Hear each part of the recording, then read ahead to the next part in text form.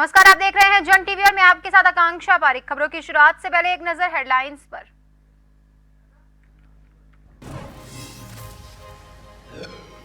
उत्तराखंड में मुंडन पर गरमाई राजनीति। अंकिता हत्याकांड में महिला कांग्रेस ने करवाया था मुंडन। बीजेपी अध्यक्ष भट्टी ने कहा, धर्म का किया गया अपमान।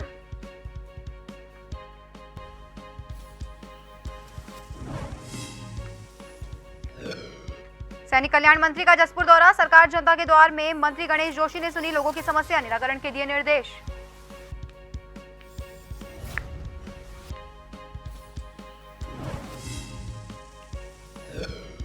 उत्तराखंड में डेंगू का प्रकोप। कांग्रेस ने धामी सरकार को जमकर घेरा। कहा, व्यवस्थाएं जनता को बचाने के लिए नाकाफी, मरीजों को नहीं मिल रहे बेड।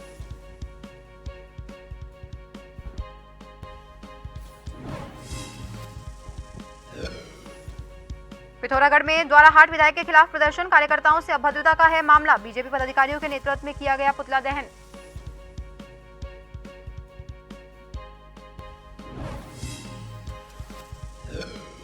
और काशीपुर में पुलिस की बड़ी कार्रवाई। 1 किलो 24 ग्राम स्मैक के साथ एक गिरफ्तार। बाजार की बताई गई 1 करोड़ कीमत।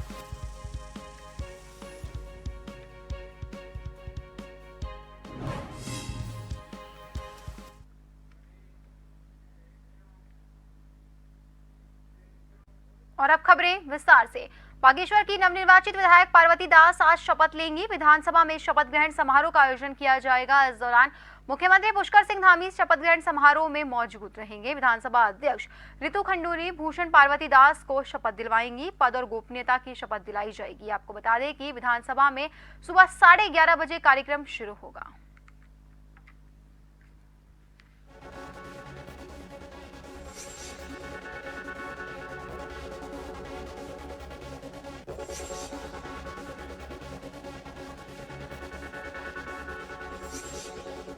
बता दें कि बागेश्वर की नवनिर्वाचित विधायक पार्वती दास आज शपथ लेंगी।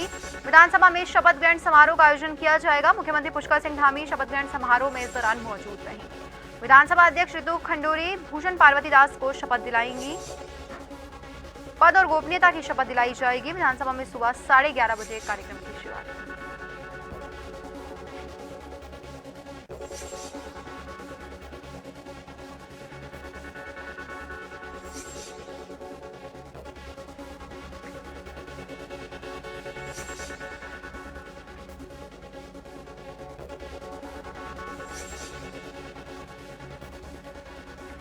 विधानसभा में शपथ ग्रहण समारोह कार्यक्रम का आयोजन होगा। पद और गोपनीयता के इस दौरान शपथ दिलाई जाएगी। सुबह 11:30 बजे ये कार्यक्रम की शुरुआत होगी।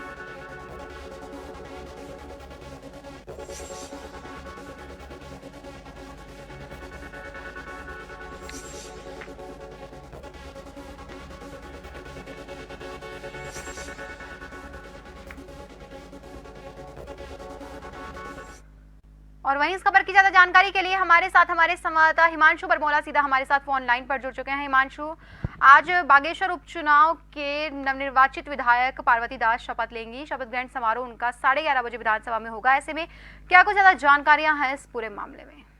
निश्चित रूप से आकांक्षा, आपको बताना चाहता हूं कि जो विधानसभा के बागेश्वर सीट पर जो उपचुनाव हुए और उसमें जो विजय रही पार्वती दास, आज उनका विधानसभा सदस्य के रूप में उन्हें पद और गोपनीयता की शपथ दिलाई जाएगी और विधानसभा अध्यक्ष रितु खंडूरी भूषण उन्हें ये शपथ दिलाई जाएगी। और ये पूरा कार्यक्रम जो है वो विधानसभा भवन में स्थित जो विधानसभा अध्यक्ष कार्यालय है वहां पर सुबह 11:30 बजे से शुरू होगा। और इस अवसर पर मुख्यमंत्री पुष्कर सिंह धामी, उनके जो मंत्रिमंडल के सदस्य हैं और भाजपा के जो प्रांतीय पदाधिकारी हैं वो यहाँ पर उपस्थित रहेंगे। क्योंकि विधानसभा की बागेश्वर सीट पे पहले की बात की जाए तो कैबिनेट मंत्री चंदन रामदास से उनके निधन के बाद ये और हाल ही में ये उपचुनाव संपन्न हुए थे। और इस सीट में उपचुनाव में भाजपा ने पूर्व जो चंदन रामदास उनकी पत्नी को ही मैदान में उतारा था और वहां पर उन्होंने 2405 मतों से जीत की थी। साथ ही साथ ये भी कि मंत्री हैं चंदन रामदास, उनके निधन से रिक्त हुई इस सीट पर तकरीबन उसके बाद जो उपचुनाव हुए थे वहां पर 56% के आसपास मतदान हुआ था। यानी कि जो सीधा मुकाबला था भाजपा और कांग्रेस के बीच था और इसमें भाजपा ने जीत हासिल की। जी बहुत धन्यवाद हिमांशु तमाम जानकारी के लिए। तो आप सभी को बता दें कि बागेश्वर के सीट पर उपचुनाव हुए थे, जहां पर नवनिर्वाचित विधायक पार्वती दास मंत्री चंद्रराम दास जी की पत्नी जीती थी। 2405 वोटों से उन्होंने जीत दर्ज की थी और इसी के चलते आज विधानसभा में सुबह 11:30 बजे उनका शपथ ग्रहण कार्यक्रम शुरू होगा, जहां पर विधानसभा अध्यक्ष ऋतु खंडूरी भूषण पार्वती दास को शपथ दिलाएंगी। पद और गोपनीयता की शपथ उन्हें दिलाई जाएगी। उत्तराखंड की राजनीति में महिला कांग्रेस ने एक प्रदर्शन ने विवाद खड़ा कर दिया है। दरअसल गुरुवार को बहुचर्चित अंकिता हत्याकांड में न्याय की गुहार लगाती महिला कांग्रेस की कार्यकर्ताओं ने राज्य सरकार के खिलाफ सड़कों पर उतरकर प्रदर्शन किया। इस प्रदर्शन के दौरान महिला कांग्रेस प्रदेश अध्यक्ष ज्योति रौतेला और महिला कांग्रेस महामंत्री ने अपना मुंडन करवाया था। महिला कांग्रेस के मुंडन कराकर विरोध प्रदर्शन करने पर भाजपा प्रदेश अध्यक्ष महेंद्र भट्ट ने इसे सनातन धर्म का अपमान बताया। महेंद्र भट्ट ने कहा कि विरोध प्रदर्शन करने के कई और तरीके भी हो सकते हैं, लेकिन कांग्रेस के कई नेताओं के उकसाने पर महिलाओं ने प्रदर्शन के दौरान अपने सिर मुंडवाए।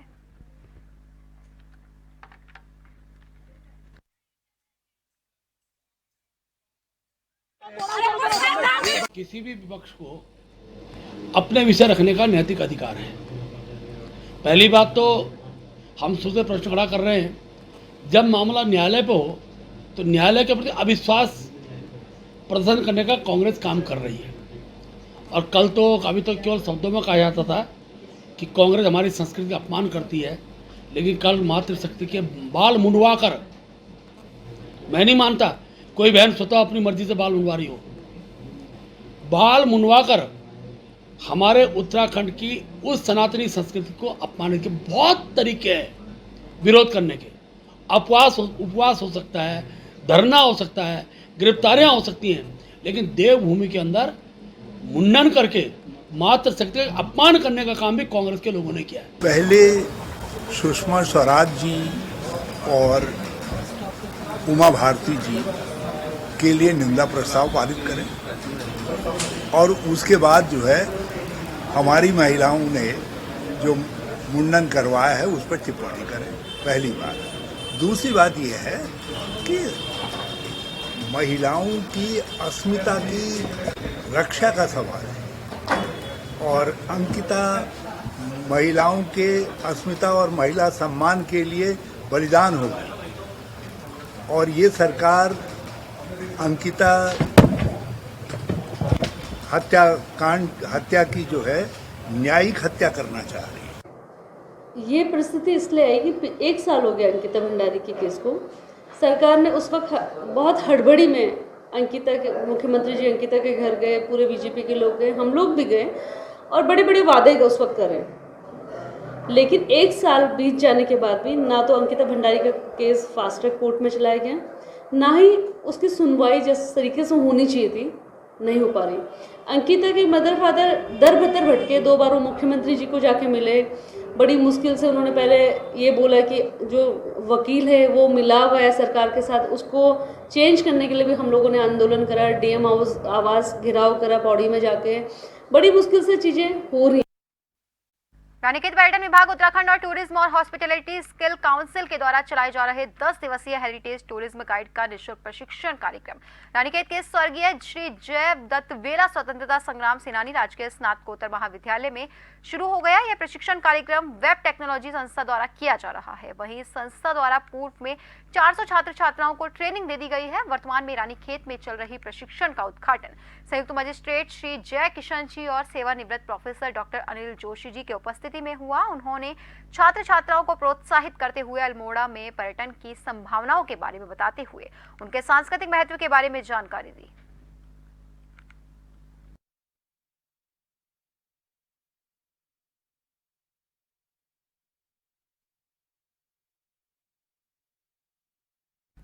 महिला सशक्तिकरण और बाल विकास मंत्री रेखा आर्य और विधायक पार्वती दास ने मां कोट ब्राह्मणी मंदिर डंगोली में आयोजित 3 दिवसीय नंदाष्टमी मेले का उद्घाटन किया।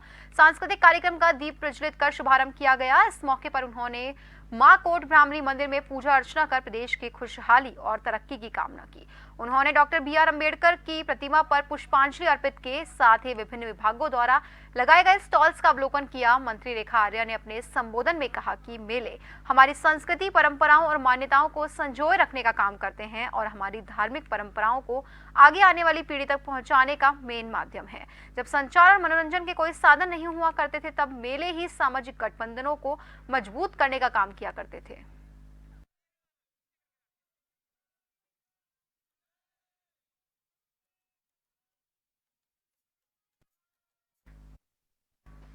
उत्तराखंड कांग्रेस के प्रदेश अध्यक्ष करण माहरा ने डेंगू को लेकर सूबे की भाजपा सरकार और स्वास्थ्य विभाग पर जमकर जुबानी हमला बोला। कांग्रेस प्रदेश अध्यक्ष ने कहा कि जब सरकार का प्रशासन मौत के आंकड़े छुपाने लगे तो समझा जा सकता है कि बीमारी बढ़ने लगी है और सरकार के लिए नाकाफी है। कांग्रेस प्रदेश अध्यक्ष ने कहा कि जिस तरह से स्वास्थ्य विभाग अपना पल्ला इस बीमारी में झाड़ने का काम कर रहा है, जनता पर यह सब भारी पड़ रहा है। कांग्रेस प्रदेश अध्यक्ष ने कहा कि डेंगू के मरीजों को अस्पताल में बेड नहीं मिल पा रहे और सरकार कहती है कि पूरे प्रदेश में से 1000 के करीब डेंगू से पीड़ित मरीज हैं।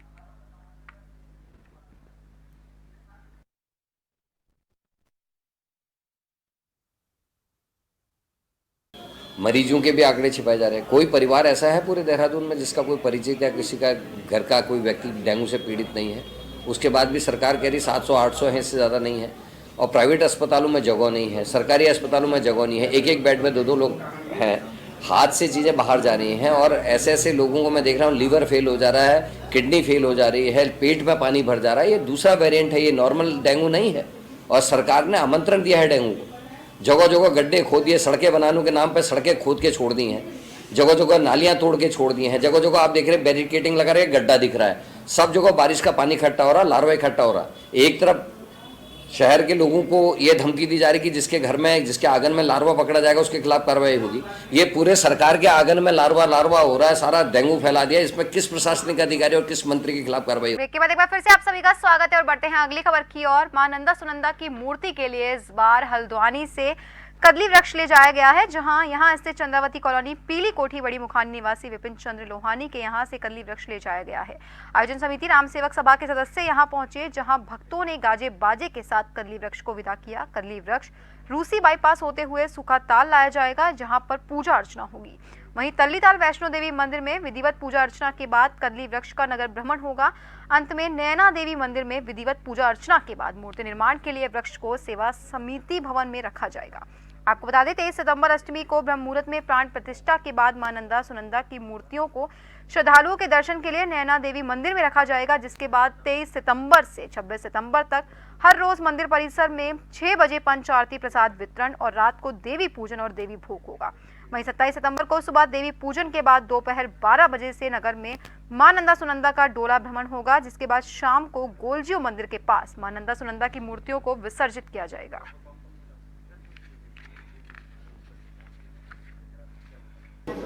कल हमारा उद्घाटन हुआ श्री राम सेवक सभा प्रांगण में, जिसमें कमिश्नर कुमाऊं दीपक रावत जी, एसएसपी साहब और हमारे विधायक साहिबा, डीआईजी साहब, ये सब लोग वहाँ पर उपस्थित थे, जिसमें भव्य रूप से इस नंदा देवी महोत्सव का उद्घाटन हुआ। उसके उपरांत हम लोग यहाँ से निकल के किले का पेड़ लेने पीली कोठी हल्द्वानी में आज पहली बार पहुंचे हैं। हमारे 121 साल के इतिहास में, नैनीताल के श्री राम सेवक सभा परिवार के इतिहास में आज जब पहली बार हल्द्वानी की तरफ को हम लोगों ने किले का पेड़ लेने की व्यवस्था करी। यहाँ हमारे जजमान लोहनी परिवार, उनके द्वारा जो हम लोगों को राम सेवक सभा परिवार को जो सम्मान दिया गया, जो व्यवस्था करी गई, उसके लिए भी हम धन्यवाद देते हैं। और आज अभी हम आप देख रहे हैं आचार्य भगवती प्रसाद जोशी जी के द्वारा यहाँ पर पूजन पाठन करा जा रहा है। पूरा लोहनी परिवार इसमें साथ।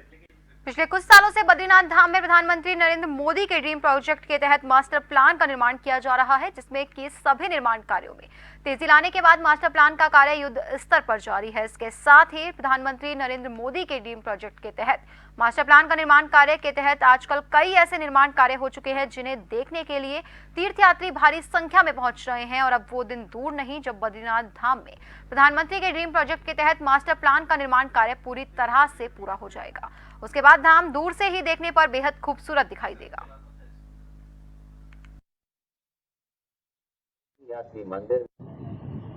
इस वक्त हम लोग मौजूद हैं भू बैकुंठ नगरी बद्री धाम में, जिस बद्री धाम में प्रधानमंत्री नरेंद्र मोदी ड्रीम प्रोजेक्ट के तहत मास्टर प्लान का निर्माण कार्य किया जा रहा है। जो निर्माण कार्य यहाँ पर बड़े ही जोरों शोरों पर चलता हुआ दिखाई दे रहा है। तस्वीरों में आप देख सकते हैं, एक्सक्लूसिव तस्वीरें इस वक्त जन टीवी ग्राउंड जीरो से दिखा रहा है। ये देख सकते हैं सरोवर कुंड को, इस सरोवर कुंड को किस तरीके से यहाँ पर सुंदर तरीके से बनाया जा रहा है, तस्वीरों में आप अंदाजा लगा सकते हैं। सैकड़ों की तादाद में इस वक्त मजदूर यहाँ पर कार्य में जुटे हुए हैं। देख सकते हैं भगवान बद्री विशाल जी का धाम का नजारा है यहाँ पर, और ये देख सकते हैं प्रधानमंत्री नरेंद्र मोदी ड्रीम प्रोजेक्ट के तहत किस तरीके से यहाँ पर निर्माण कार्य चल रहा है। अब दिन दूर नहीं जब भगवान बद्री विशाल जी के धाम में प्रधानमंत्री नरेंद्र मोदी ड्रीम प्रोजेक्ट का निर्माण कार्य पूरी तरीके से संपन्न हो जाएगा। फिर यहाँ पर तीर्थ यात्रियों को उस वक्त 1 किलोमीटर 1.5 किलोमीटर के आसपास भगवान नारायण जी के दर्शन प्राप्त हो जाएंगे।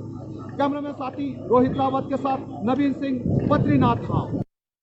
जैसे जैसे चुनाव नजदीक आते जा रहे हैं वैसे वैसे हर राजनीतिक दल जनता में अपनी पैठ बनाने के लिए जनता को लुभाने का हर साल तक प्रयास करने में जुटे हैं, जिसके तहत लोगों की समस्याओं के समाधान के लिए सरकार की ओर से हर संभव प्रयास किए जा रहे हैं। सरकार जनता के द्वार कार्यक्रम के तहत भी लोगों की समस्याओं का समाधान किया जा रहा है। जसपुर क्षेत्र अंतर्गत तहसील परिसर में सरकार जनता के द्वार कार्यक्रम किया गया, जिसमें सैनिक कल्याण और ग्राम्य विकास मंत्री गणेश जोशी पहुंचे, जहां भाजपा कार्यकर्ताओं ने उनका जोरदार स्वागत किया। वहीं कार्यक्रम में विद्युत विभाग, मत्स्य विभाग, पुलिस विभाग, स्वास्थ्य विभाग, बाल विकास सहित सभी विभाग उपस्थित रहे और लोगों की शिकायत सुनी गई। इसके साथ ही ज्यादा से ज्यादा समस्याओं का समाधान मौके पर किया गया।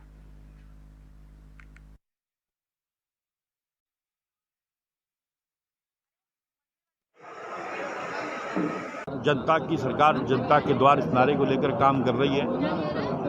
सभी प्रभारी मंत्री अपने अपने जिलों में सीधा जनता की समस्याओं का समाधान कर रहे हैं। आज लगभग 50 शिकायतें यहाँ पर आई हैं, जिनमें से अभी तक 34 का समाधान मैंने यहीं पर अधिकारियों के साथ करवा दिया है। क्योंकि आज अगर हम सरकार में हैं तो इस जनता की वजह से हैं, और इन जनता की समस्या का निवारण करना हमारी पहली प्राथमिकता है। शोभन सिंह जीना विश्वविद्यालय के नवनियुक्ति कुलपति सत्यपाल सिंह बिष्ट ने कार्यभार ग्रहण किया। कुलपति का अल्मोड़ा, बागेश्वर, पिथौरागढ़ और चंपावत परिसरों से आए प्रोफेसरों ने स्वागत किया। शोभन सिंह जीना विश्वविद्यालय अल्मोड़ा में नवनियुक्त कुलपति ने विश्वविद्यालय को उत्कृष्ट शोध और अकादमिक केंद्र के रूप में स्थापित करने के, छात्र केंद्रित पाठ्यक्रमों का संचालन करने और विश्वविद्यालय की कार्यप्रणाली को डिजिटलाइज करते हेतु विश्वविद्यालय के कार्य पारदर्शिता से करने की बात कही। कुलपति ने विश्वविद्यालय के हालात को बेहतर करने के लिए इनोवेशन और इंक्यूबेशन की कार्य संस्कृति को प्रोत्साहित करने की बात कही। वहीं उन्होंने कहा कि छात्रों, कार्मिकों और शिक्षकों की मांगों और प्रोन्नति के लंबित प्रकरणों पर त्वरित कार्रवाई की जाएगी।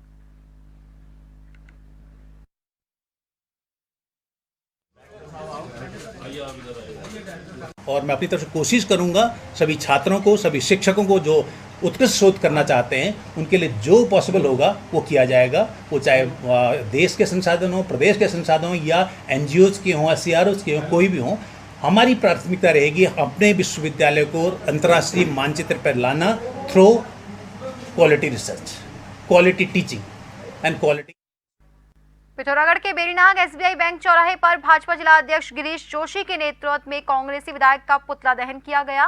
भाजपा कार्यकर्ताओं का कहना है कि द्वाराहाट विधायक द्वारा भाजपा कार्यकर्ताओं के साथ अभद्रता करने पर पुतला दहन किया गया। इस दौरान भाजपा नेता धीरज बिष्ट, महेश पंत, दल बहादुर सिंह बाफिला सहित तमाम लोग मौजूद रहे।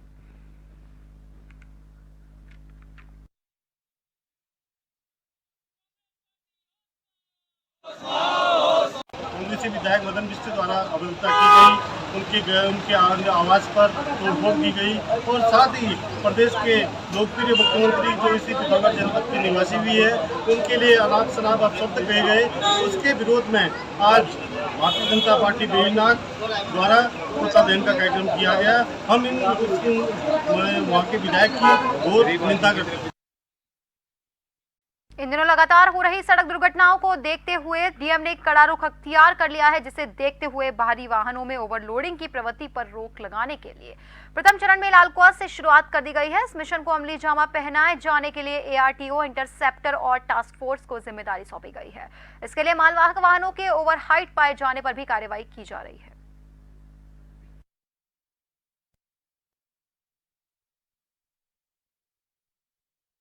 अधिकारी महोदय के निर्देशानुसार अभी लालकुआं में ओवरलोडिंग और ओवर हाइट के विरुद्ध प्रवर्तन दलों को निर्देशित किया गया था, जिनमें उनके द्वारा 14 वाहनों के ओवरलोड में चलान किए गए और 17 वाहनों के ओवर हाइट में चलान किए गए। इसके अलावा टोटल 123 वाहनों के चलान इसमें किए गए, जो अलग अलग अभियोगों में थे, बिना परमिट, बिना फिटनेस, बिना टैक्स, और भी कई अभियोगों में प्रवर्तन कार्रवाई, सख्त कार्रवाई की गई है। सर आगे भी ये कार्रवाई चलती रहेंगी?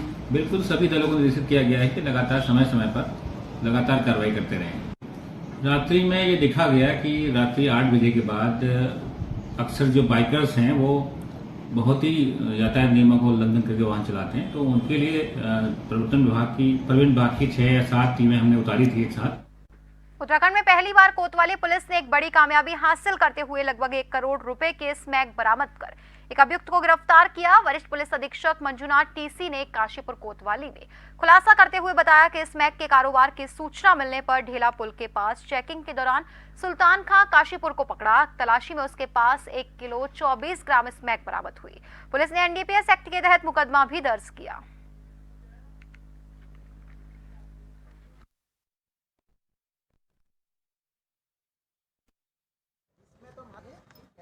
काशीपुर पुलिस को, काशीपुर थाना पुलिस की टीम को उनकी मेहनत और उनकी लगन का बहुत अच्छा सफलता मिला है। साथियों, बड़े गर्व का विषय है, आज उत्तराखंड की इतिहास का सबसे हाईएस्ट स्मैक रिकवरी आज काशीपुर थाना पुलिस द्वारा किया गया है। काशीपुर थाना पुलिस ने इनपुट के आधार पर सही सटीक काम करते हुए रैंडम चेकिंग पर हमारे अभियुक्त सुल्तान खान पुत्र मन्ने खान 40 साल का है, निवासी बांसपड़ान का है, उसको 1 किलो 24 ग्राम स्मैक के साथ गिरफ्तार किया गया है बाइक के साथ। 1 किलो 24 ग्राम का स्मैक वैल्यू है, आज तक का उत्तराखंड का हाईएस्ट रिकवरी है, उत्तराखंड के इतिहास का, और इस साल का तो है ही हाईएस्ट रिकवरी। लैंसडाउन तहसील क्षेत्र के अंतर्गत ढोटियाल से 5 किलोमीटर पहले सड़क दुर्घटना में एक बाइक सवार की मौत हो गई, जबकि दूसरा गंभीर रूप से घायल हो गया। मृतक के पिता ने बताया कि उनका पूरा परिवार कोटद्वार से अपने गांव धामदर जा रहा था, जिसमें मृतक मनवीर सिंह और घायल संजय सिंह बाइक से घर जाने के लिए निकले थे। इसी दौरान सड़क खराब होने की वजह से इनकी बाइक अनियंत्रित होकर गहरी खाई में जा गिरी। अन्य लोगों की मदद से हमने दोनों घायलों को खाई से बाहर निकाला और आपातकालीन सेवा 108 की मदद से बेस चिकित्सालय ला रहे थे कि इसी दौरान रास्ते में मनवीर सिंह की मौत हो गई, जबकि दूसरे घायल का अस्पताल में उपचार जारी है।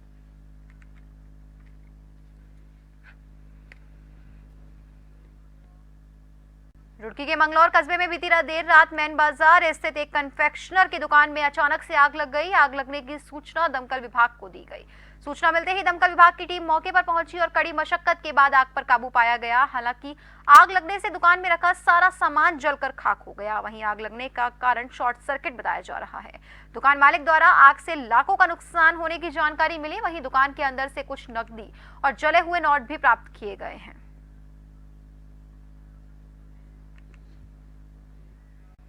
हल्द्वानी शहर की खस्ताहाल सड़कें मरम्मत की राह ताक रही हैं। जर्जर हो चुकी गड्ढा युक्त सड़कें शहरवासियों की राह मुश्किल कर रही हैं। शहरवासियों को बरसात के बाद सड़कों की मरम्मत होने का इंतजार था। 15 सितंबर के बाद इन सड़कों का मरम्मत का काम होना था, लेकिन बदहाल सड़कें लोगों के लिए मुसीबत बन रही है। सड़क के चलते आए दिन सड़क हादसे हो रहे हैं, जहां लोग जख्मी होने के साथ साथ जान भी गंवा रहे हैं। लेकिन सड़कों की तस्वीर सुधरने के बजाय समय के साथ और खराब होती जा रही है। जिला प्रशासन 15 सितंबर से सड़कों को ठीक करने का दावा तो कर रहा था, लेकिन जिला प्रशासन का दावा कहीं भी दिखाई नहीं दे रहा। तो सड़कों के गड्ढों पे जहां जहां टेंडर क्लियर है वहां काम शुरू करवा दिए हैं। अभी क्योंकि लगातार बारिश हो रही है तो हमने निर्देश दिए कि टेम्परेरी रूप से अभी फिलहाल पैच रिपेयरिंग वर्क कराए जाएं, ताकि दुर्घटनाओं का अंदेशा जो है वो कम हो सके। और बरसात के बाद जैसे ही आपको हफ्ते 10 दिन का क्लियर विंडो मिलता है तो उस दौरान जो डामरीकरण वगैरह की कार्रवाई है वो कंप्लीट कराई जाएगी। कुछ सड़कों पर काम शुरू भी कर दिया है विभाग के द्वारा। 3-4 सड़कें ऐसी हैं जो मुख्य मार्ग हैं, जिन पर 25 सितंबर को टेंडर फाइनल होना है, उसके बाद काम शुरू हो पाएगा। तो इसमें अक्टूबर फर्स्ट वीक तक का सभी सड़कों में काम लग जाएंगे। खबर हरिद्वार से है, जहां भूमाफिया ने वन विभाग की सरकारी जमीन पर कब्जा कर उसे कॉलोनी का रास्ता बना दिया। दरअसल पूरा मामला थाना रानीपुर के सुमन नगर क्षेत्र का है, जहां पर प्रॉपर्टी डीलर्स ने मिलकर सुमन नगर से गढ़ मीरपुर को जोड़ने वाले रास्ते पर वन विभाग की खाली पड़ी जमीन पर कब्जा कर उसे खुर्द-बुर्द कर कॉलोनी का रास्ता बना दिया था, जिस पर वन विभाग ने कार्यवाही करते हुए जेसीबी से वन विभाग की भूमि पर बने रास्ते को खोदकर बने हुए रास्ते को बंद करा दिया है। वहीं वन दरोगा ने बताया कि कुछ प्रॉपर्टी डीलर्स ने वन विभाग की भूमि को कब्जा कर उस पर रास्ता निकाल लिया था, जिसके बाद उच्च अधिकारियों के आदेश पर रास्ते को खोदकर वन विभाग की भूमि को प्रॉपर्टी डीलर से मुक्त करवाया गया। ये सूचना मिली थी बार बार कि यहाँ पे जो प्लॉटिंग है उसके लिए रास्ता निकाला जा रहा है, जो कि ये सरकारी भूमि है और पहले भी इसमें कार्रवाई हो चुकी है। पहले भी ये बंद करा दिए गए हैं, खाई खदान हुआ है इसमें। इवन कि फॉरेस्ट ने यहाँ पेड़ भी लगाए हैं, जो आज की डेट में तो कुछ भी नहीं है, नष्ट कर दिए इन्होंने, पर इनका मेन मकसद ये है कि अपना रास्ता निकालना। उत्तराखंड में इस साल चारधाम की यात्रा की शुरुआत अप्रैल महीने से हुई थी। आपको बता दें कि 22 अप्रैल को यमुनोत्री और गंगोत्री धाम के कपाट खोले गए थे, जबकि बाबा केदारनाथ के कपाट 25 अप्रैल को श्रद्धालुओं के लिए खोल दिए गए थे। वहीं अप्रैल से शुरू हुई इस चारधाम यात्रा में अब तक तकरीबन 42 लाख के श्रद्धालु दर्शन के लिए पहुंच चुके हैं। वहीं अब मानसून की रफ्तार कम होने पर श्रद्धालुओं की संख्या में बड़ा इजाफा होने की उम्मीद जताई जा रही है। कपाट बंद होने में अभी भी 2 महीने का वक्त बाकी है। ऐसे में यात्रियों की संख्या में और ज्यादा बढ़ोतरी होगी, जो सरकार और यहाँ के स्थानीय लोगों के लिए अच्छी खबर है।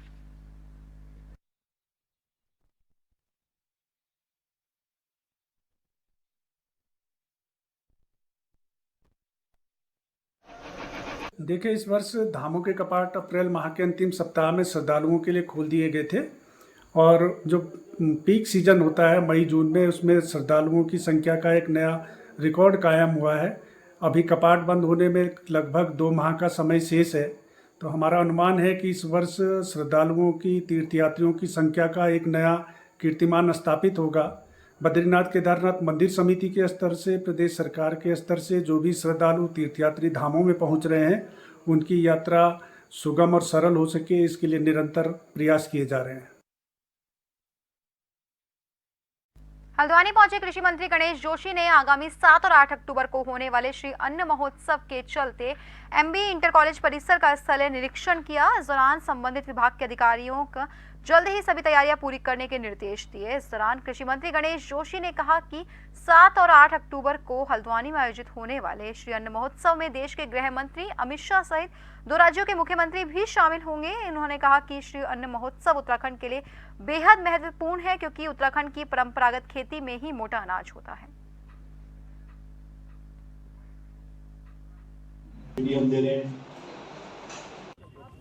कुमाऊं के द्वार हल्द्वानी में श्री अन्न महोत्सव का कार्यक्रम यहाँ पे रखा जा रहा है, जिसमें हमारे केंद्रीय गृह मंत्री अमित शाह जी यहाँ पर आएंगे, अन्य प्रदेशों के मुख्यमंत्री यहाँ पर आएंगे, तो वैज्ञानिक यहाँ पर आएंगे, टेक्निकल सेशन भी यहाँ पर होंगे।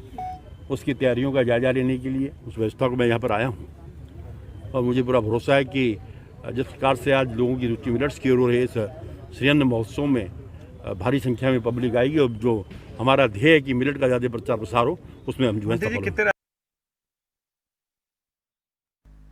और फिलहाल के लिए खबरों में बस इतना ही। बने रहिए जन टीवी के साथ। नमस्कार।